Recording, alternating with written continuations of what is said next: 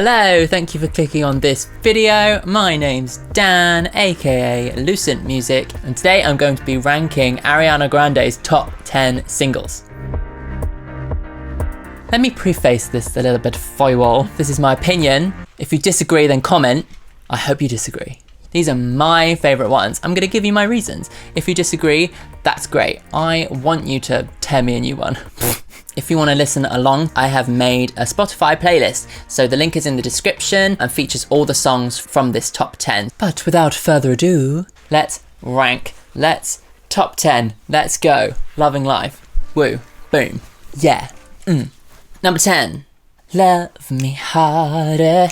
That one. So this is a really smooth song. It's kind of the R&B side of Ariana Grande's repertoire. I really like the meaning of the song about wanting to go to the next step of the relationship. I think that's something that a lot of people have felt, and I think it's expressed really well. And the duet format between her and The Weeknd kind of levels that up even more. It's best summed up in the lyric, "Let me invade your space." I really like that lyric because it elegantly sums up what the whole song's about. Asking somebody else to open up to you and let you in and take the relationship to a next level. But for me, it's ultimately a bit forgettable.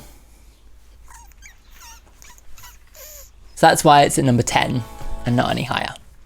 But it's still good. Number 9. Number 9. We've got I got one less problem without you. I think this was my first time discovering Ariana Grande. It's a really fizzy song that really shows off Ariana's voice really well, still in a pop format without being a ballad, you know. But the reason it's at number 9 is because, like, lyrically, it's nothing special to me. I mean, it has a sass to it. I don't think she's saying anything particularly unique or particularly interesting with the song. So that's why it's at number 9. At number 8, you might be upset to know that this is Thank You Next. I'm so grateful for my ex. So I like Thank You Next. This is why it's on my list. It's light and it's catchy and it's frothy. I really like how it's kind of dainty but with a sharp edge. That's really cool. I also really like the sentiment about becoming a better person from your mistakes with these people in the past, you know, learning and moving on. But as a songwriter, it kind of irks me how the verses are all this kind of positivity, optimism about learning from your mistakes and moving on, but then the hook and the chorus doesn't really live up to that. For me, the sentiment of saying thank you next is like, oh, I don't care about you, I'm moving on. And therefore the hook and the main lyric don't really gel for me, and that's why it doesn't really rank any higher for me. Number 7. Something About You makes me feel like a dangerous woman. So Dangerous Woman, it's sexy, it's sensual. The push and pull of the rhythm are just like, yeah. It really sells that element of it. And in this song, her voice is really getting to be shown off. There's a slightly slower tempo, so she has more freedom to really float in and out and do some more runs and do some more ad-libs and things like that. And I love when she goes up in the final chorus. Something about you makes me feel like a dangerous woman. I love that bit. It kind of really opens up her voice and it's like, makes it a big statement, you know. And this song really epitomizes Ariana kind of growing up and finding her maturity in her sex life with this person that she's with that's making her feel like she can push further and be a bit naughty. Number 6.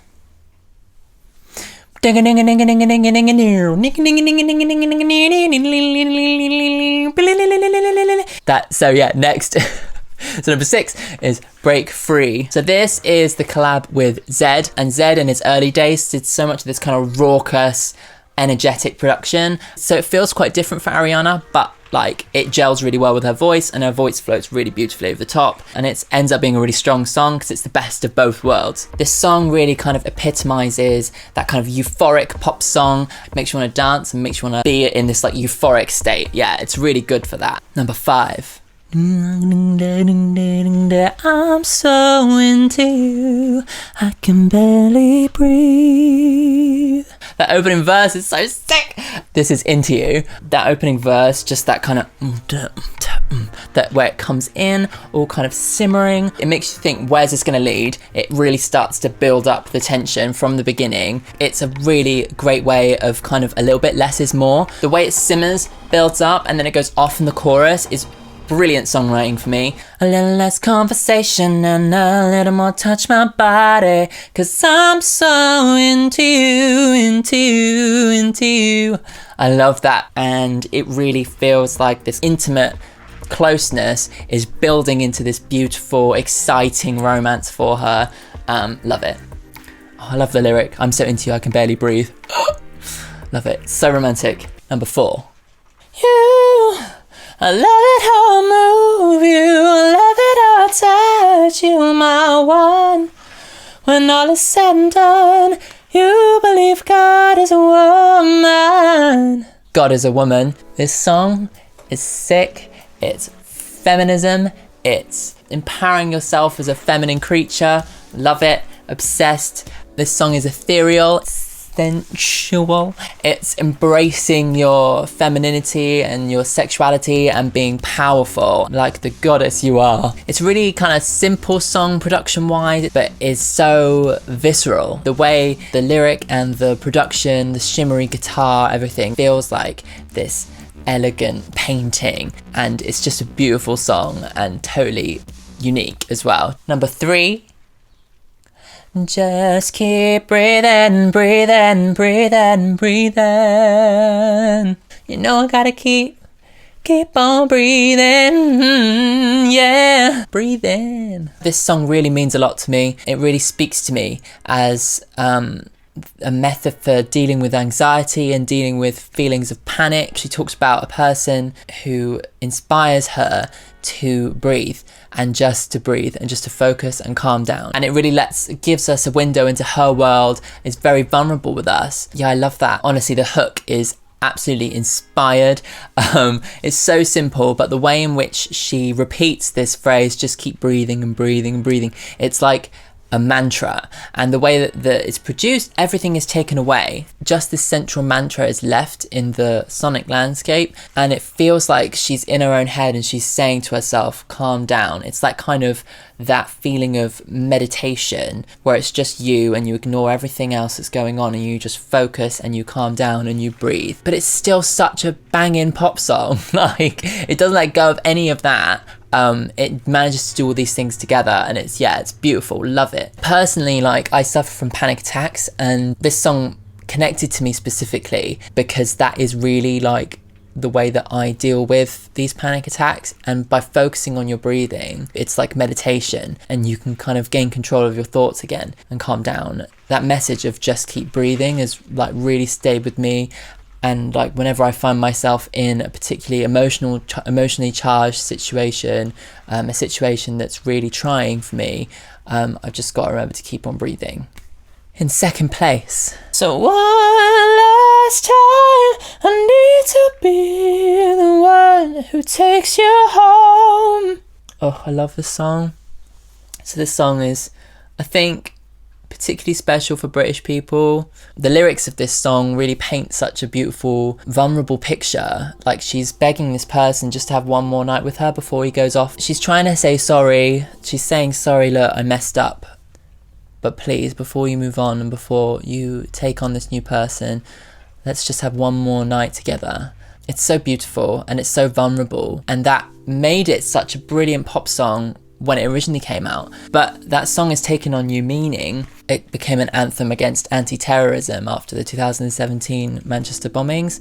It became the kind of lead song of Ariana's set at the One Love concert in Manchester. It jumped back up in the charts in the UK and became the new song for British people, I think. So the lyric has kind of developed into this place where now it feels like make the most of your time left and make the most of the ones you love around you, you know. I went to Manchester Pride in 2019. Woo! I wore this t-shirt and I got to see Ariana return to Manchester for the first time after the One Love concert, and she performed this as her last song, and it was beautiful. It was stripped down, it was emotional, you could hear it in her voice, and everyone in the crowd was hypnotized of this like moment of people coming together in resistance. It was Pride. We were already there to celebrate ourselves, but it was a harsh reminder that, you know, there are people out there who don't agree with the way we live our lives. Her singing that song was a moment of togetherness and everyone standing up against that, saying, you know, we are stronger together, we are a community, and we don't care. We're going to live our truth. No matter how much you try and scare us, we're still going to get together in our thousands and celebrate who we are. Yeah, so this song for me is really special. Here's a couple of honourable mentions. One is Seven Rings. I know it's a very popular song and probably a lot of people are like, why isn't that your number one? And I'm like, I'll give it an honourable mention. I don't personally like it. From the way it kind of uses the sound of music in a hip-hop pop song. Interesting. Very different. Unique. But I don't personally like it. And another one to break up with your girlfriend. Yeah, cause I'm bored. Cause I enjoyed that song, like I enjoyed the melody and everything, but like I didn't think it deserved a spot on the list just because of how much it breaks away from the whole vibe of the rest of the album. Like the Thank You Next album is all about learning and growing and moving on from tragedy and having these kind of intimate moments. And then Break Up With Your Girlfriend, I'm Bored was at the end of the album and it was like, It just didn't seem authentic to me. So that's why I didn't include that one. But honourable, because I do enjoy the song on its own. Although I made this Ariana-led singles, I have to mention Rain On Me, because that came out recently. And if it was including collaborations, it would probably be number one, but that's because Lady Gaga is my number one. So, yes, I didn't include that one on the main list this time, but there's an honourable mention for Rain On Me. And finally, drum roll please. Number one. Right now I'm in a state of mind, I wanna be like all the time. No Tears Left to Cry. I love this song, I love it so much. I think for a similar reason to One Last Time, it's all kind of compounded with the emotions surrounding the terrorist attack, but the difference is that this song is rising from the ashes of that and fighting back. And it gives it such a beautiful, powerful sentiment. What I love about this song is that it sets it up with that opening verse as being maybe like a ballad, something more emotional. People knew this was like her comeback song after the Manchester bombings. And maybe like the initial thought was, wow, okay, this is going to be a sad ballad. But then it just spins right on its head, almost moves into a different key with the chords. It's interesting.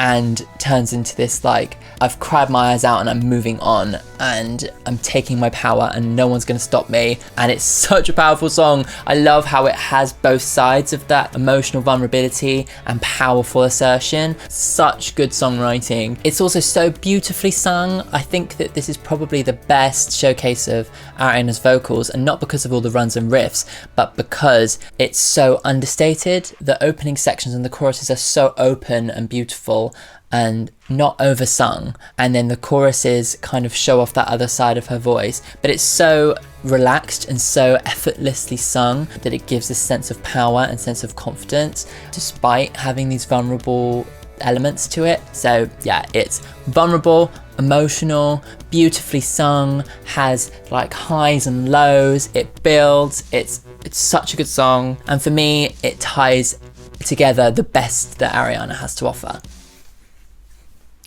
Thank you very much for tuning in. Remember, if you hated my choices, then leave a comment below. I will reply. I will defend myself. Yes, I'd love to hear your top 10s. This is just my opinion, so let me know what you think. There's a lot of early Ariana stuff that wasn't as huge in the UK, so like I'm not that familiar with a lot of the earlier stuff. Maybe I'll do a follow-up video saying, I was so wrong. If you like this video, be sure to subscribe to the channel. I'm doing top 10s, reactions, analysis videos, all from the perspective of a singer-songwriter such as myself. And of course, if you want to check out my music, I'll put all the links below as well. And remember to click on the link below to go to the Spotify playlist with these top 10 songs, so you can listen to them again and relive those beautiful vocals. Thanks, bye. Bye.